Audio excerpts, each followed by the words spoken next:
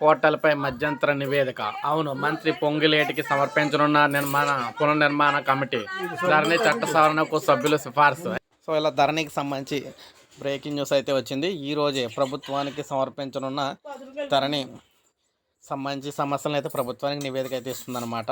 వివిధ ప్రభుత్వ శాఖలు, రెవెన్యూ వర్గాలు, పోర్టల్ నిర్వహణ కంపెనీలతో ప్రాథమికంగా జరిపిన చర్చల అనంతరం రూపొందించిన ప్రాథమిక స్థాయి నివేదికను రెవెన్యూ మంత్రి పొంగులేటి శ్రీనివాసరెడ్డికి సమర్పించే అవకాశం అయితే ఉందని చెప్తున్నారు.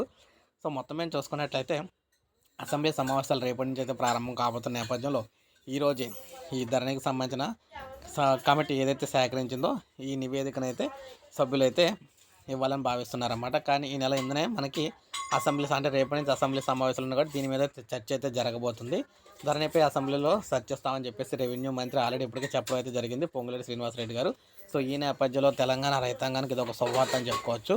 ధరణిలో ఉన్న అన్ని సమస్యలకు సంబంధించి పరిష్కారం దొరికే విధంగా అయితే చర్యలు తీసుకోబోతున్నారన్నమాట.